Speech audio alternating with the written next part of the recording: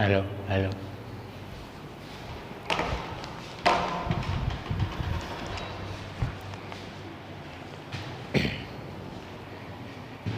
नमस्कार विद्यार्थी मित्रों, श्री स्वामीनारायण विद्यार्थी भवन ट्रस्ट संचालित श्री एसएन विद्यालयना ई लर्निंग प्रोग्राम में हूँ अशोक चौहान आपનું ફરીથી हार्दिक स्वागत करूँ છું। तो विद्यार्थी मित्रों, गया सेशन में आपणे संधिमाना बीजा प्रकार व्यंजन संधि सुधी अभ्यास करेलो अने तेना घणा खरा उदाहरणों आपणे नियम साथे जोयेला। आजना आ सेशन में आपणे व्यंजन संधिना छेल्ला बे नियमों ने जोईशुं उदाहरण सहित, अने त्यारबाद आपणे संस्कृतनी परंपरा प्रमाणे संधिमाना त्रीजा प्रकार एटले के विसर्ग संधि विषे अभ्यास आरंभीशुं। तो विद्यार्थी मित्रों, आज आपणे छेल्ला बंने नियमों व्यंजन संधिना छे तेने आपणे समजवानो प्रयत्न करीशुं अने उदाहरणों पण जोईशुं। आजना आ सेशन में व्यंजन संधिना नियम ने समझावता एनी व्याख्या जणावुं तो म वर्ण अने ए म वर्ण पछी जो कोई पण स्वर आवे, म वर्ण अने ए म वर्ण पछी जो कोई पण स्वर आवे तो ते स्वर म वर्ण में भળી जाए। आम तो स्वर संधिना नियम प्रमाणे जोईए तो कोईपण पदना अंते आवतो स्वर ते पदमाना अंते आवता वर्ण में भળી ज जाए। पण अहींया म वर्णना अंतर्गत एक आगो नियम छे कि म वर्णना अंते आवतो स्वर म वर्ण में भળી ज जाए। आपणे अगाऊ स्वर संधि ने भणी गया त्यारे आ नियम थी परिचित थई ज गया छे, पण ते मात्र स्वर संधि पूरतो ज सीमित हतो। हवे आ ए ज नियम छे विद्यार्थी मित्रों के जे स्वर कोई पण स्वर छे ए पदना अंते आवता वर्णनी साथे चोक्कस भળી ज जाए। हवे ए ज म वर्ण विषे एक अन्य नियम एटले के म वर्ण पछी जो कोई पण व्यंजन आवे, म वर्ण पछी जो कोई पण व्यंजन आवे तो म वर्णनो अनुस्वार थाय अने ए अनुस्वार म वर्ण जे हतो एनो अनुस्वार थई एना आगला वर्ण पर मुकाय। उदाहरणनी साथे आपणे आ नियमने समजीए।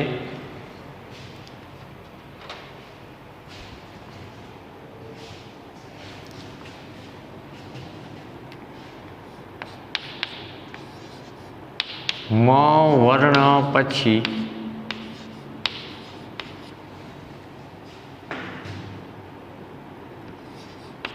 स्वर आवे त्यारे ते स्वर म वर्ण में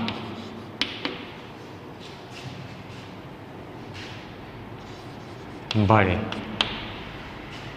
अने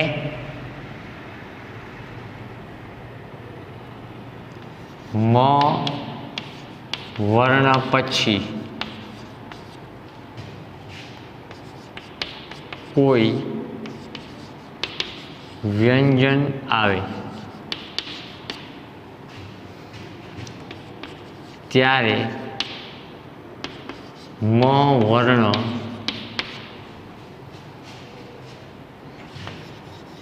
अनुस्वार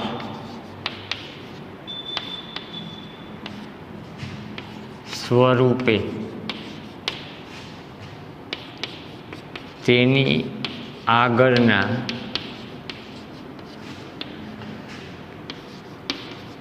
वर्ण पर मुकाय।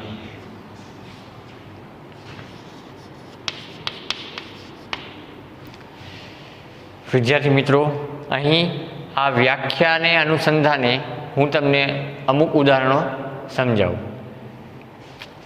प्रथम उदाहरण जोईए तो સમ અર્પણ. હવે મ વર્ણના સંધિની વ્યાખ્યા જોઈએ તો મ વર્ણ પછી સ્વર આવે એટલે કે અહીંયા મ વર્ણ છે, ત્યારબાદ આવતો વર્ણ એટલે કે સ્વર અ છે, ત્યારે તે સ્વર મ વર્ણમાં ભળી જાય. એટલે કે મ વર્ણ છે એમાં અ ભળશે તો એનું ઉચ્ચારણ પણ મ જ થવાનું, અને અ છે એ મમાં ભળી જતા એને આપણે અલગ વર્ણ તરીકે શબ્દની સંધિ થાય ત્યારે લખવાનો રહેશે નહીં. એટલે શબ્દની સંધિ આમ થશે સમર્પણ. ત્યારબાદ બીજા ઉદાહરણને જોઈએ તો સમીક્ષા. હવે અહીં આ ઉદાહરણમાં પણ ઉપરના ઉદાહરણની જેમ મ વર્ણ પછી સ્વર છે, પણ તે અવર્ણનો કે અવર્ણના વર્ગનો નથી, એ તેનો વિજાતીય સ્વર છે, પણ મૂળ એ સ્વર છે. હવે આ સ્વર છે એ મ વર્ણમાં ભળશે એટલે કે સ્વર ઈ છે તે મમાં ભળતા તેનું ઉચ્ચારણ મી થશે.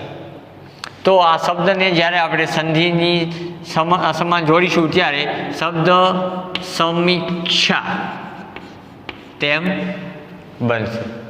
આમ મ વર્ણ અંતર્ગત જે નિયમ છે કે મ વર્ણ પછી જો કોઈ પણ સ્વર આવતો હોય તો તે સ્વર મ વર્ણમાં ભળી જાય. હવે આપણે આગળ અન્ય શબ્દ ઉદાહરણોના જોઈએ તો મ વર્ણ પછી કોઈ વ્યંજન આવે. મ વર્ણ પછી જો કોઈ પણ વ્યંજન આવતો હોય ત્યારે મ વર્ણનો અનુસ્વાર થાય. એટલે કે તે મ વર્ણ પછી કોઈ પણ વ્યંજન આવે તો મ વર્ણ અનુસ્વારમાં ફેરવાય અને એ અનુસ્વાર મ વર્ણની આગળનો જે વર્ણ છે તેના ઉપર મૂકાય. ઉદાહરણ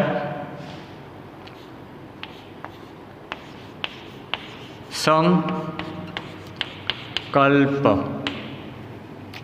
હવે અહીં મ વર્ણ પછી કોઈ વ્યંજન આવે એટલે કે અહીં વ્યંજનમાંનો પ્રથમ વ્યંજન ક છે ત્યારે મ વર્ણ અનુસ્વાર સ્વરૂપે એટલે કે આ મ વર્ણ છે એનો થશે અનુસ્વાર અને એ અનુસ્વાર તેની આગળના વર્ણ પર મૂકાશે. એટલે કે આ મ વર્ણ અનુસ્વાર સ્વરૂપે લખાય પણ આગળના વર્ણ એટલે કે સ વર્ણ ઉપર, એટલે શબ્દની સંધિ થશે સંકલ્પ. સમજાયું વિદ્યાર્થી મિત્રો? મ વર્ણ પછી કોઈ પણ વ્યંજન આવતો હોય તો એ મ વર્ણ અનુસ્વાર સ્વરૂપે તેની આગળના વર્ણ પર મૂકાય એટલે શબ્દની સંધિ સમકલ્પ છે તેની જગ્યાએ સંકલ્પ થશે. બીજું ઉદાહરણ જોઈએ તો સંતોષ. અહીંયા પણ મ વર્ણ છે તેના પછી અહીંયા વ્યંજન જ આવે છે તો આ મ વર્ણનો અનુસ્વાર થશે આની જેમ અને એ અનુસ્વાર સ્વરૂપે રહેલો મ છે આગળના વર્ણ ઉપર આવશે તો શબ્દની સંધિ થશે સંતોષ.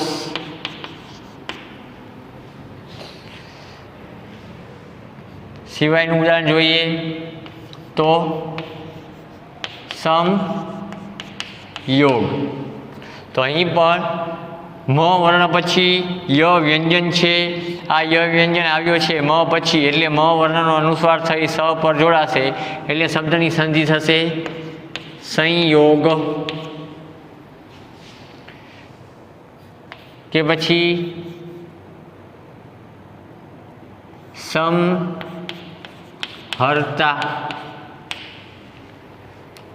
અહીંયા પણ મ વર્ણ પછી હ છે એટલે એ વ્યંજન છે તો મ વર્ણનો અનુસ્વાર થઈ અહીંયા જોડાશે એટલે શબ્દની સંધિ થશે સંહર્તા. તો વિદ્યાર્થી મિત્રો આ નિયમને ઉદાહરણ સહિત સમજતા તમને ચોક્કસ ખ્યાલ આવી જ ગયો હશે. સાવ સરળ નિયમ છે. હવે આપણે આગળ વ્યંજન સંધિના એક અંતિમ નિયમને સમજીએ. આમ તો સંધિ છે એ સંધિના ઘણા બધા નિયમો છે, પણ આપણા અભ્યાસક્રમને અનુરૂપ અને ત્યાં તમારી કક્ષાને સીમિત રહીને અભ્યાસક્રમમાં જેટલા નિયમો છે તે બધા જ નિયમોને આપણે ઉદાહરણ સહિત સમજ્યા છીએ. હવે વ્યંજન સંધિ આપણા અભ્યાસક્રમ અનુસાર વ્યંજન સંધિનો એક અંતિમ નિયમને જોઈએ તો રી એટલે કે આપણા વર્ણો છે, વર્ણોમાં જે વર્ણ સંસ્કૃત ભાષામાંથી સ્વીકારાયેલો છે અને ગુજરાતી ભાષામાં સ્થાન પામેલો છે તે રી, જેને આપણે ઉચ્ચારણમાં રૂ કહીએ છીએ. તે રી, ર કે મૂર્ધન્ય સ એટલે કે ષટકોણનો સ, એના પછી જો ન વર્ણ આવે, રી, ર, શ પછી જો ન વર્ણ આવે તો ન વર્ણનો હણ એટલે કે અનુનાસિક વ્યંજન હણ છે એ થાય. અહીં એ નિયમને સમજાવું છું. રી, ર કે સ વર્ણ પછી જો ન વર્ણ આવે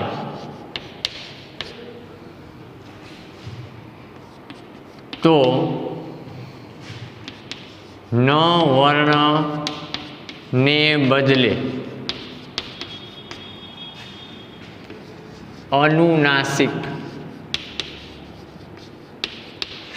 વર્ણ હણ મુકાય. રી વર્ણ, ર વર્ણ કે મૂર્ધન્ય સ વર્ણ, એના પછી જો ન વર્ણ આવે તો ન વર્ણને બદલે અનુનાસિક વર્ણ હણ મુકાય. ઉદાહરણ જોઈએ તો સૌ પ્રથમ કૃષ્ણ. હવે અહીંયા શબ્દની સંધિ એના નિયમની સાથે સરખાવતા કરીશું તો અહીંયા જે ત્રણ વર્ણો છે એમાંનો આ ત્રીજો વર્ણ એટલે કે શ વર્ણ છે.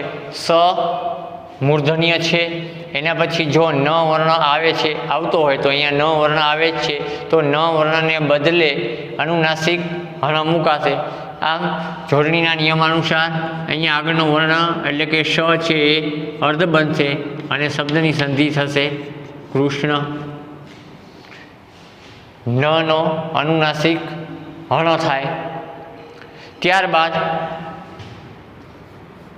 અન્ય ઉદાહરણ રી છે અને ન છે, એટલે કે રી વર્ણ પછી જો ન વર્ણ આવે તો ન વર્ણને બદલે અનુનાસિક હણ મુકાય. અહીંયા રી વર્ણ છે એના પછી જ ન આવે છે તો આ શબ્દને જ્યારે સંધિમાં જોડીએ ત્યારે આ શબ્દની સંધિ થશે રીણ, જેનો અર્થ થાય છે કરજ, દેવું. ત્યારબાદ અન્ય ઉદાહરણ જોઈએ તો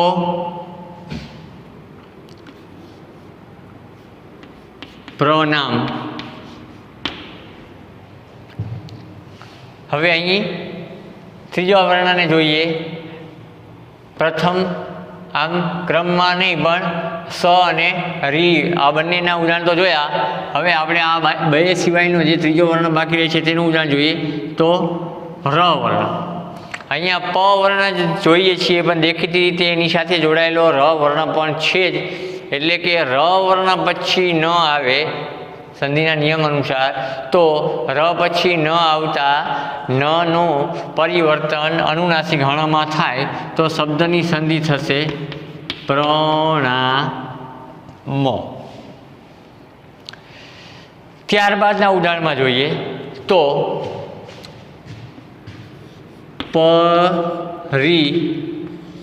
નહીં. અહીંયા પણ ર છે, ર પછી આવતો વર્ણ ન છે, એટલે નનું હણમાં રૂપાંતર થશે એ શબ્દની સંધિ થશે પરિણય. એવી જ રીતે પરિણામ, તો અહીંયા ર વર્ણ જ છે, ર વર્ણ પછી આવે છે ન, તો નનો હણમાં રૂપાંતર થશે તો શબ્દની સંધિ થશે પરિણામ. ત્યારબાદ હજી એક ઉદાહરણ જોઈએ તો નિર્ણય. અહીંયા પણ જોડાક્ષર સ્વરૂપે આવતો ર છે અને અહીંયા ર પછી આવતો ન છે, તો ન વર્ણનો હણમાં રૂપાંતર થશે તો શબ્દની સંધિ જ્યારે કરીશું ત્યારે નનો હણ થશે, પણ અહીંયા ર છે એ રેપ સ્વરૂપે લખાશે જોડણીના નિયમ અનુસાર અને શબ્દ બનશે નિર્ણય. આમ વિદ્યાર્થી મિત્રો, આ ઉદાહરણો પરથી આપણે નિયમને સ્પષ્ટ કરી શક્યા. હવે આપણે અહીં આ સંધિના પોર્શનમાં વ્યંજન સંધિ છે એ પૂરી કરીએ છીએ. સંસ્કૃતની પરંપરા પ્રમાણે સંધિના 3 પ્રકારોમાંના 2 પ્રકાર આપણે પૂરા કરી ચૂક્યા છીએ. હવે આપણે આજના આ સેશનમાં વિસર્ગ સંધિ વિશે અભ્યાસ આરંભીએ તો એના એકાદ નિયમને જોઈશું. સૌ પ્રથમ તો વિસર્ગ સંધિ એની વ્યાખ્યા સમજતા પહેલાં વિસર્ગ વિશે ટૂંકમાં માહિતી આપું તો આપણે જ્યારે વર્ણ પરિચય મેળવ્યો ત્યારે એમાં સૌથી છેલ્લે આપણે જે વર્ણને અને એ વર્ણ એટલે કે સ્વરને જોયો ત્યારે, જેમ કે અહ, એટલે કે આપણે સ્વર અને એ સ્વરમાંનો સૌથી છેલ્લા વર્ણનો પરિચય મેળવ્યો ત્યારે ત્યાં આપણે અહ વર્ણનું ઉચ્ચારણ કરી ચૂક્યા. એ અની સાથે જ્યારે હ બોલાય છે ત્યારે આપણને એ વાત ચોક્કસ યાદ આવે કે તે વિસર્ગ કહેવાય છે. તો વિદ્યાર્થી મિત્રો, વિસર્ગ સંધિ અને વિસર્ગની વ્યાખ્યા, વિસર્ગ સંધિની વ્યાખ્યા. હવે સૌ પ્રથમ તો વિસર્ગનું ચિહ્ન છે એ આ અનુસાર થાય અને વિસર્ગનું ઉચ્ચારણ હંમેશા હ થાય છે. એ વિસર્ગનું ચિહ્ન છે અને વિસર્ગનું ઉચ્ચારણ હ થાય છે. હવે વિસર્ગ સંધિ છે એની વ્યાખ્યા જોઈએ અને એનો ટૂંકો પરિચય મેળવીએ તો વિસર્ગનું ઉચ્ચારણ હ થાય છે એનો તો આપણને ખ્યાલ આવી જ ગયો છે જ્યારથી આપણે વર્ણ પરિચયમાં વર્ણોને બોલતા થયા અને તેમાંના વર્ણમાં સ્વરમાં આવતા છેલ્લા વર્ણ અહ એમ જ્યારે ઉચ્ચારણ કરતા થયા ત્યારે આપણને એનો પરિચય મળી જ ગયો છે કે ભાઈ આ ચિહ્ન છે એ વિસર્ગ કહેવાય છે અને તેનું ઉચ્ચારણ હ થાય છે. હવે એ વિસર્ગ દ્વારા થતી અને રચાતી સંધિ છે વિસર્ગ સંધિ કહેવાય છે. પણ એની એક સામાન્ય વ્યાખ્યા જોઈ લઈએ તો 2 શબ્દ જ્યારે ભેગા થાય, આમ તો શબ્દ છે એ શબ્દનું જ્યારે વિભાજન કરીએ છીએ ત્યારે 2 ભાગમાં તે વિભાજિત થાય છે અને જોડીએ છીએ ત્યારે એ બંનેનું સંયુક્તિકરણ થાય છે.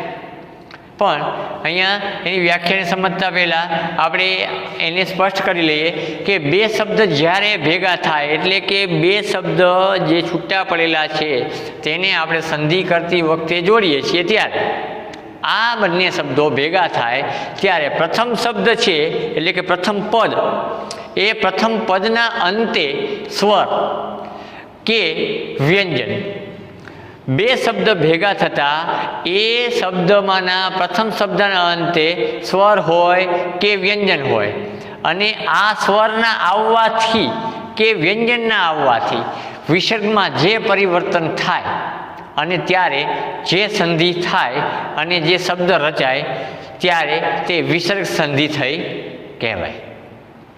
જોઈએ આપણે ઉદાહરણ સહિત એના નિયમોને.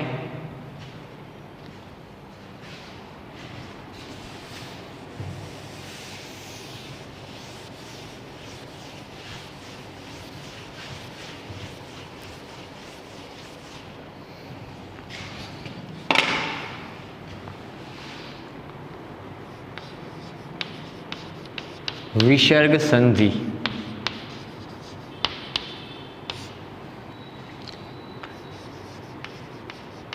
વિસર્ગનું ચિહ્ન,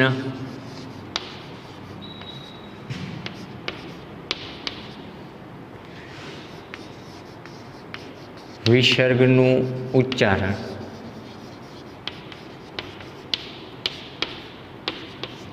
હા, હવે વિસર્ગ સંધિની વ્યાખ્યા તો વિદ્યાર્થી મિત્રો હું તમને જણાવી ચૂક્યો. ફરી પાછી એ તમને લખી જણાવું કે બે શબ્દ ભેગા થતા, બે શબ્દ ભેગા થતા પ્રથમ શબ્દને અંતે સ્વર કે વ્યંજન આવવાથી, બે શબ્દ ભેગા થાય અને એ ભેગા થતા શબ્દમાં પ્રથમ શબ્દના અંતે સ્વર કે વ્યંજન આવવાથી વિસર્ગમાં જે પરિવર્તન થાય ત્યારે થતી સંધિ વિસર્ગ સંધિ કહેવાય. હવે વિસર્ગ સંધિના પ્રથમ નિયમને આપણે આજને સમજીશું. તો એનો પ્રથમ નિયમ એવો છે કે વિસર્ગ પહેલાં અ અને વિસર્ગ પહેલાં અ અને વિસર્ગ પછી કોઈ પણ ઘોષ વ્યંજન આવે તો વિસર્ગનો ઓ થાય. વિસર્ગ પહેલાં અ વર્ણ અને વિસર્ગ પછી જો કોઈ પણ ઘોષ વ્યંજન આવતો હોય તો વિસર્ગનો ઓ થાય અને તે આગળના વર્ણમાં ભળી જાય. તેના પ્રથમ નિયમને જોઈએ તો વિસર્ગ પહેલા, વિસર્ગની પહેલા અ વર્ણ અને પછી ઘોષ વર્ણ આવે. એટલે કે વિસર્ગ પહેલા અ સ્વર અને વિસર્ગ પછી ઘોષ વર્ણ એટલે કે ઘોષ વ્યંજન આવે ત્યારે વિસર્ગનો ઓ થાય અને તે આગળના વર્ણમાં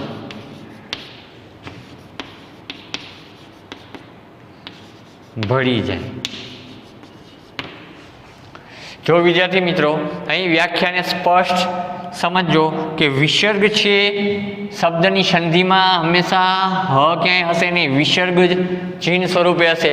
એટલે કે આ વિસર્ગ પહેલાં અ વર્ણ આવતો હોય અને આ વિસર્ગ પછી ઘોષ વર્ણ એટલે કે ઘોષ વ્યંજન આવતો હોય ત્યારે એ વિસર્ગ છે એનો આ નિયમ માટે જ, આ નિયમ અનુસાર વિસર્ગ બરાબર ઓ એટલે કે વિસર્ગનો શું થશે?